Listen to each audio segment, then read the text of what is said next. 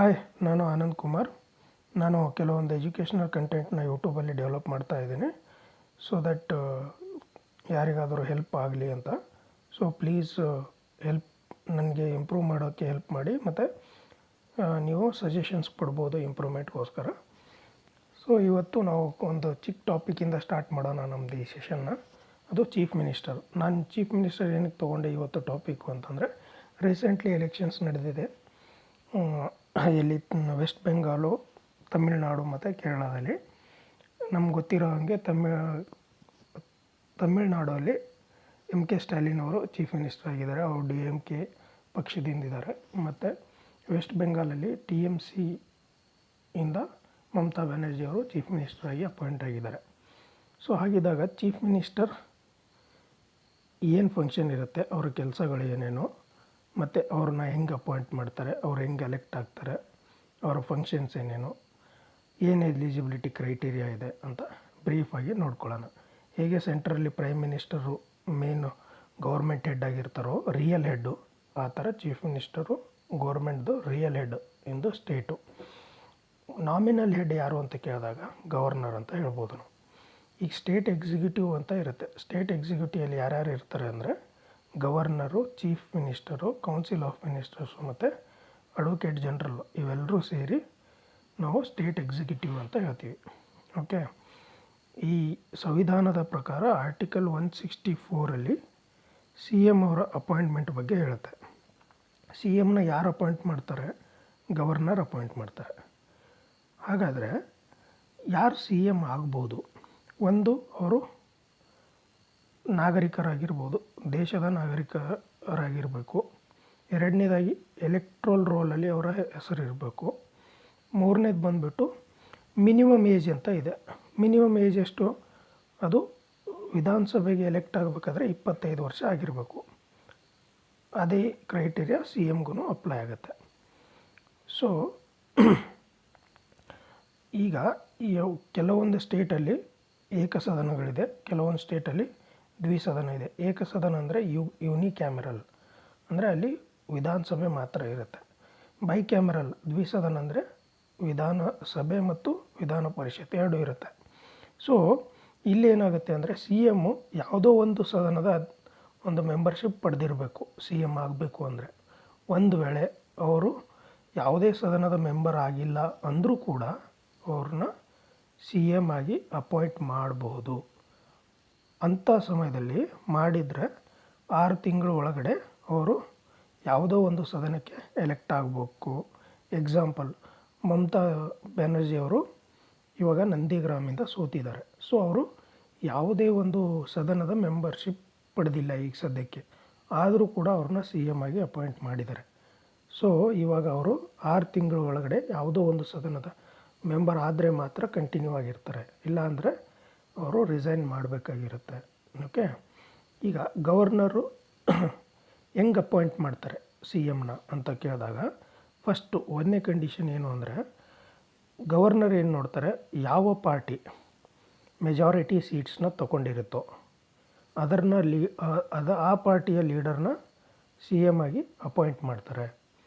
ಒಂದು ವೇಳೆ ಯಾವುದೇ ಪಾರ್ಟಿ ಮೆಜಾರಿಟಿ ಸೀಟ್ಸ್ನ ತೊಗೊಂಡಿಲ್ಲ ಅಂದ್ಕೊಳ್ಳಿ ವಿಧಾನಸಭೆ ಎಲೆಕ್ಷನಲ್ಲಿ, ಅವಾಗ ಏನು ಮಾಡ್ತಾರೆ, ಯಾವ ಪಾರ್ಟಿ ಲಾರ್ಜೆಸ್ಟ್ ಸೀಟ್ಸ್ನ ಗಳಿಸಿರುತ್ತೋ ಆ ಪಾರ್ಟಿಯ ಒಂದು ಲೀಡರ್ನ ಅವರು ಕರೀತಾರೆ CM ಕ್ಯಾಂಡಿಡೇಟಾಗಿ ಅಪಾಯಿಂಟ್ ಮಾಡೋಕ್ಕೆ. ಅಥವಾ ಕೋಲಿಷನ್ ಪಾರ್ಟಿ ಇರುತ್ತೆ.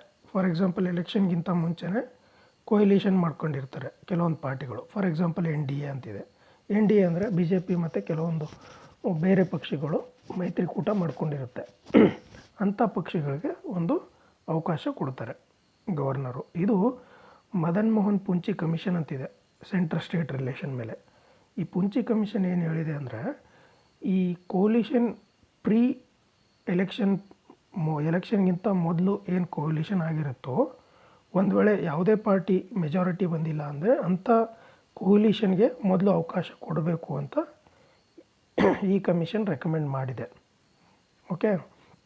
ಮತ್ತು ಇವಾಗ ಅಧಿಕಾರಾವಧಿ ಬಂದರೆ, CM ಅವರು ಅಧಿಕಾರಾವಧಿ ಬಂದರೆ ಇದು ಫಿಕ್ಸ್ ಇರಲ್ಲ. ಏನಕ್ಕಂದರೆ ಇವರು ಯಾವತ್ತುವರೆಗೂ ಒಂದು ಸದನದಲ್ಲಿ ಮೆಜಾರಿಟಿ ಎಂಜಾಯ್ ಮಾಡ್ತಾರೆ ಆವತ್ತುವರೆಗೂ ಇವರು ಸಿ ಎಮ್ ಆಗಿ ಇರ್ತಾರೆ. ಒಂದು ವೇಳೆ ಇವರು ಮೆಜಾರಿಟಿ ಸಪೋರ್ಟ್ನ ಕಳ್ಕೊಂಡು ಅಂದರೆ ಅವರು ರಾಜೀನಾಮೆ ಕೊಡಬೇಕಿರುತ್ತೆ. ಇನ್ನೊಂದು ಇವ್ರನ್ನ ತೆಗೆದುಹಾಕ್ಬೋದು. ಹೇಗೆ ಅಂದರೆ ನೋ ಕಾನ್ಫಿಡೆನ್ಸ್ ಮೋಷನ್ ಅಂತ ಪಾಸ್ ಮಾಡ್ತೀವಿ. ನೋ ಕಾನ್ಫಿಡೆನ್ಸ್ ಮೋಷನ್ ಅಂದರೆ ಇವ್ರ ಹತ್ರ ತನ್ನ ಒಂದು ಬೆಂಬಲ ಕಳೆದುಕೊಂಡಿದ್ದಾರೆ ಅಂತ ತೋರಿಸುತ್ತೆ ಇದು ಒಂದು ವೇಳೆ ಪಾಸ್ ಆದರೆ. ಹಾಗಾಗಿ ಏನಾದರೂ ನೋ ಕಾನ್ಫಿಡೆನ್ಸ್ ಮೋಷನ್ ಪಾಸ್ ಆಗಿಬಿಟ್ರೆ ಅದನ್ನು ಆವಾಗ ಸಿ ಎಮ್ಮು ರೆಸಿಗ್ನೇಷನ್ ಕೊಡಬೇಕಾಗುತ್ತೆ. ಸಿ ಎಮ್ ಒಂದು ವೇಳೆ ರಿಸೈನ್ ಮಾಡಬೇಕು ಅಂದರೆ ಯಾರಿಗೆ ತನ್ನ ರಿಸಿಗ್ನೇಷನ್ ಲೆಟ್ರನ್ನ ಕೊಡ್ತಾರೆ? ಅದು ಆಬ್ವಿಯಸ್ಲಿ ಗವರ್ನರ್ ಅವ್ರಿಗೆ ಕೊಡ್ತಾರೆ. ಓಕೆ, ಇಲ್ಲಿ ಯಾವಾಗ ಸಿ ಎಮ್ ಯಾವುದು ಪಾರ್ಟಿ ಮೆಜಾರಿಟಿ ತೊಗೊಂಡಿಲ್ಲ ಅಂದ್ಕೊಳ್ಳಿ, ಆವಾಗ ಏನಾಗುತ್ತೆ, ಯಾರನ್ನ ಸಿ ಎಮ್ ಆಗಿ ಮಾಡ್ತಾರೋ ಆ ಪರ್ಟಿಕ್ಯುಲರ್ ಸಿ ಎಮ್ಮು ಏನಿದೆ ಕಾನ್ಫಿಡೆನ್ಸ್ನ ಪ್ರೂವ್ ಮಾಡಬೇಕಿರುತ್ತೆ. ಎಲ್ಲಿ? ಸದನದಲ್ಲಿ. ಅದಕ್ಕೆ 1 ತಿಂಗಳು ಕಾಲಾವಕಾಶ ಕೊಡ್ತಾರೆ. ಯಾರು? ಗವರ್ನರ್ ಅವರು 1 ತಿಂಗಳು ಕೊಡ್ಬೋದು ಅಥವಾ ಅದಕ್ಕಿಂತ ಕಡಿಮೆ ಕೊಡ್ಬೋದು, ಅದಕ್ಕಿಂತ ಜಾಸ್ತಿ ಕೊಡೋಂಗಿಲ್ಲ. ಓಕೆ, ಸೊ ಇವಾಗ ನಾವು ಫಂಕ್ಷನ್ಸ್ ತಿಳ್ಕೊಳ್ಳೋಣ. ಗವರ್ನರ್ ಫಂಕ್ಷನ್ಸ್ ಏನು? ಗವರ್ನರ್ ಫಂಕ್ಷನ್ಸು 3 ಥರ ವಿಂಗಡಣೆ ಮಾಡ್ಬೋದು. ಒಂದು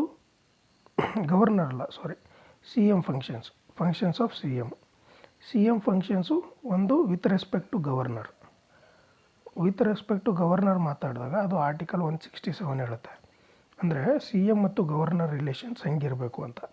ಏನಾಗುತ್ತೆ, ಒಂದು ಸಿ ಎಮ್ ಯಾವುದೇ ಡಿಸಿಷನ್ಸ್ಗಳು ತೊಗೋತಾರೆ, council of ministers, cabinet decisions ಏನೇ ತೊಗೊಂಡ್ರೆ ಸಿ ಎಮ್ ಗವರ್ನರ್ಗೆ ಇನ್ಫಾರ್ಮ್ ಮಾಡಬೇಕು ಅಂತ ಇರುತ್ತೆ.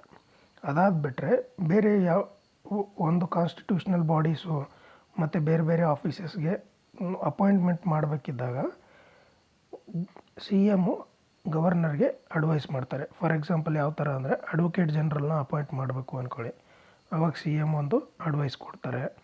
ಅಥವಾ state public service commission members ಮತ್ತು ಚೇರ್ಮನ್ನ ಅಪಾಯಿಂಟ್ ಮಾಡೋಕ್ಕೂ ಅಡ್ವೈಸ್ ಮಾಡ್ತಾರೆ. ಸ್ಟೇಟ್ ಎಲೆಕ್ಷನ್ ಕಮಿಷನರ್ನು ಮತ್ತು ಕಮಿಷನರ್ನ ಅಪಾಯಿಂಟ್ ಮಾಡೋಕ್ಕೂ ಕೂಡ ಸಿ ಎಮ್ ಅಡ್ವೈಸ್ ಮಾಡ್ತಾರೆ. ಓಕೆ, ಮತ್ತು C M function with respect to state legislature ಅಲ್ಲಿ ಏನೇನು ಫಂಕ್ಷನ್ಸ್ ಇರುತ್ತೆ ಅವ್ರದ್ದು. ಒಂದು, ಅವ್ರು ಯಾವ ಸದನದ ಒಂದು ಮೆಂಬರ್ ಆಗಿರ್ತಾರೋ ಆ ಸದನದ ಲೀಡರ್ ಆಗಿಬಿಡ್ತಾರೆ ಅವರು. ಓಕೆ, ಅದಾದಮೇಲೆ ಅವರು ಆ ಸದನದಲ್ಲಿ ತನ್ನ ಎಲ್ಲ ಪಾಲಿಸೀಸ್ಗಳನ್ನ ಅನೌನ್ಸ್ ಮಾಡ್ತಾರೆ. ಯಾರು? ಸಿ ಎಮ್ ಅನೌನ್ಸ್ ಮಾಡ್ತಾರೆ. ಅದಾದಮೇಲೆ ಇವರು ಗವರ್ನರ್ನ ಅಡ್ವೈಸ್ ಮಾಡ್ತಾರೆ. ಏನಂತ? ಸಮ್ಮನ್ ಅಂದರೆ ಸದನ ಕರೆಯೋದಕ್ಕೆ, ಸದನ ನಡೆಸಬೇಕು ಅಂತ ಅಂದಾಗ ಗವರ್ನರ್ಗೆ ಇವರು ಅಡ್ವೈಸ್ ಮಾಡ್ತಾರೆ ಸದನ ಕರೆಯೋಕ್ಕೆ ಅಂತ. ಅಥವಾ ಸದನ ಮುಂದೂಡಿಕೆ ಮಾಡೋಕ್ಕೂ ಅವರು ಅಡ್ವೈಸ್ ಮಾಡ್ತಾರೆ ಗವರ್ನರ್ಗೆ. ಓಕೆ, ಮತ್ತು ಇವರು ಈ ಸದನ ಡಿಸಾಲ್ವ್ ಮಾಡು ಅಂತಲೂ ಗವರ್ನರ್ಗೆ ಕೋರ್ಬೋದು. ಇದು ಯಾವಾಗ ಯೂಶ್ವಲಿ ಮಾಡ್ತಾರೆ ಅಂದರೆ ಯಾವಾಗ ಅವರು ಒಂದು ಮೆಜಾರಿಟಿನ ಲೂಸ್ ಮಾಡ್ಕೋತಾರೆ ಆವಾಗ. ಈಗ ಮತ್ತು ಕೌನ್ಸಿಲ್ ಆಫ್ ಮಿನಿಸ್ಟರ್ಸ್ ಜೊತೆಯಲ್ಲಿ ಸಿ ಎಮ್ ಅವ್ರದ್ದು ಒಂದು ರಿಲೇಷನ್ ಏನಿರುತ್ತೆ ಅಂದರೆ, ಒಂದು ಯಾವುದೇ ಮಿನಿಸ್ಟರ್ನ ಅಪಾಯಿಂಟ್ ಮಾಡಬೇಕು ಅಂದಾಗ ಅದು ಸಿ ಎಮ್ ಅವ್ರನ್ನೇ ರೆಕಮೆಂಡ್ ಮಾಡೋದು ಗವರ್ನರ್ಗೆ. ಆಮೇಲೆ ಗವರ್ನರ್ ಅವ್ರನ್ನ ಮಿನಿಸ್ಟರಾಗಿ ಅಪಾಯಿಂಟ್ ಮಾಡ್ತಾರೆ. ಮತ್ತು ಎಲ್ಲ ಮಿನಿಸ್ಟರ್ಗಳದ್ದು ಪೋರ್ಟ್ಫೋಲಿಯೋಗಳು ಯಾವ ಮಿನಿಸ್ಟರ್ ಯಾರಿಗೆ ಕೊಡಬೇಕು ಏನು ಅಂತ ಅದು ಗವರ್ನರ್ ಮಾತ್ರ ಇದು ಸಿ ಎಮ್ ಡಿಸೈಡ್ ಮಾಡ್ತಾರೆ. ಓಕೆ, ಮತ್ತು ಒಂದು ವೇಳೆ ಸಿ ಎಮ್ ರಿಸೈನ್ ಮಾಡಿಬಿಟ್ರೆ ಎಂಟೈರ್ ಕೌನ್ಸಿಲ್ ಆಫ್ ಮಿನಿಸ್ಟರ್ಸು ಮತ್ತು ಕ್ಯಾಬಿನೆಟ್ ಏನಾಗುತ್ತೆ, ಗೌರ್ಮೆಂಟ್ ಬಿದ್ದೋಗುತ್ತೆ. ಇನ್ನು ಬೇರೆ ಫಂಕ್ಷನ್ಸ್ ಬಂದುಬಿಟ್ರೆ ಸಿ ಎಮ್ ಏನಿರ್ತಾರೆ, ಸ್ಟೇಟ್ ಪ್ಲಾನಿಂಗ್ ಕಮಿಟಿಯ ಚೇರ್ಮನ್ ಅಧ್ಯಕ್ಷರಾಗಿರ್ತಾರೆ. ಮತ್ತು ಝೋನಲ್ ಕೌನ್ಸಿಲ್ಸ್ಗಳು ನಡೀತವೆ. ಆ ಝೋನಲ್ ಕೌನ್ಸಿಲ್ಸ್ದು ವೈಸ್ ಚೇರ್ಮನ್ ಆಗಿ ಆ್ಯಕ್ಟ್ ಆಗ್ತಾರೆ. ಈ ಥರ ಕೆಲವೊಂದು ಬೇರೆ ಫಂಕ್ಷನ್ಸ್ಗಳು ಇದ್ದಾವೆ. ಇವಾಗ ಇನ್ ಜನರಲ್ ಬೇರೆ ತೊಗೋಬೇಕಾದ್ರೆ ಬೈ ಕ್ಯಾಮ್ರಲ್ ಲೆಜಿಸ್ಲೇಚರ್ ಅಂತ ಹೇಳಿದ್ವಿ ನಾವು, ದ್ವಿಸದನಗಳು. ಈ ಸದ್ಯಕ್ಕೆ ದ್ವಿಸದನಗಳು ಎಷ್ಟು ಸ್ಟೇಟ್ಗಳಲ್ಲಿ ಇದೆ ಅಂತ ಹೇಳಿದಾಗ 6 ಸ್ಟೇಟ್ಗಳಲ್ಲಿ ದ್ವಿಸದನಗಳಿದ್ದಾವೆ. ಅವು ಯಾವ್ಯಾವ 6 ಸ್ಟೇಟ್ಗಳು ಅಂತಂದರೆ ಆಂಧ್ರ ಪ್ರದೇಶ, ತೆಲಂಗಾಣ, ಮಹಾರಾಷ್ಟ್ರ, ಯು ಪಿ, ಬಿಹಾರ್ ಮತ್ತು ಕರ್ನಾಟಕ. ಇದರಲ್ಲಿ ಆಂಧ್ರ ಪ್ರದೇಶವರು ತಮ್ಮ ಏನು ಕೌನ್ಸಿಲ್ ಇರುತ್ತೆ ವಿಧಾನ ಪರಿಷತ್ನ ತೆಗೆದುಹಾಕಿ ಅಬಾಲಿಷ್ ಮಾಡಿ ಅಂತ ಸೆಂಟ್ರಲ್ ಗೌರ್ಮೆಂಟ್ಗೆ ರಿಕ್ವೆಸ್ಟ್ ಮಾಡಿದ್ದಾರೆ. ಬಟ್ ಅದು ಇನ್ನೂ ಎಕ್ಸೆಪ್ಟ್ ಆಗಿಲ್ಲ. ಅದು ಎಕ್ಸೆಪ್ಟ್ ಆದರೆ 5 ಸ್ಟೇಟ್ ಅಲ್ಲಿ ಬೈಕ್ಯಾಮ್ರಲ್ ಲೆಜಿಸ್ಲೇಚರ್ ದ್ವಿಸದನಗಳು ಇರುತ್ತೆ. ಹಂಗಾಗಿ ಅದು ಬಿಟ್ಟರೆ ಇನ್ನೊಂದು ದ್ವಿಸದನ ಯೂನಿಯನ್ ಟೆರಿಟರಿಗಳು, ಎಷ್ಟು ಯೂನಿಯನ್ ಟೆರಿಟರಿಗಳಲ್ಲಿ ದ್ವಿಸದನಗಳಿದೆ ಅಂತ ಕೇಳಿದಾಗ 3 ಯೂನಿಯನ್ ಟೆರಿಟರಿಗಳಲ್ಲಿ ಇದೆ. ಒಂದು ಜಮ್ಮು ಕಾಶ್ಮೀರ, ಎರಡನೇದಾಗಿ ಡೆಲ್ಲಿ, ಮೂರನೇದು ಪಾಂಡಿಚೇರಿ. ಮತ್ತು ಇನ್ನೊಂದು GK ಕ್ವಶನ್ ಏನು ಕೇಳ್ಬೋದು ಅಂದರೆ, ಈ ಕೌನ್ಸಿಲ್ ಆಫ್ ಮಿನಿಸ್ಟರ್ಸ್ ಅಂತ ಕರಿತೀವಲ್ಲ, ಕೌನ್ಸಿಲ್ ಆಫ್ ಮಿನಿಸ್ಟರ್ಸ್ದು ಸೈಜ್ ಎಷ್ಟಿರಬೇಕು, ಸ್ಟ್ರೆಂತು ಅಂತ ಕೇಳಿದಾಗ ಜನರಲ್ ಸ್ಟೇಟ್ಸ್ಗಳಿಗೆ 15% ಏನು ಲೆಜಿಸ್ಲೇಟಿವ್ ಅಸೆಂಬ್ಲಿ ವಿಧಾನಸಭೆಯ ಮೆಂಬರ್ಶಿಪ್ ಎಷ್ಟಿದೆಯೋ ಅದರ 15%ಗಿಂತ ಜಾಸ್ತಿ ಮೀರಬಾರ್ದು ಅಂತ ಹೇಳುತ್ತೆ. ಅದೇ ಯೂನಿಯನ್ ಟೆರಿಟರಿ ಕೇಳಿದ್ರೆ 10% ಅಥವಾ ಮ್ಯಾಕ್ಸಿಮಮ್ 7 ಮಿನಿಸ್ಟರ್ಸ್ ಮಾತ್ರ ಇರ್ಬೋದು. ಇದು 91st ಕಾನ್ಸ್ಟಿಟ್ಯೂಷನಲ್ ಅಮೆಂಡ್ಮೆಂಟ್ ಹೇಳುತ್ತೆ. Okay, thank you.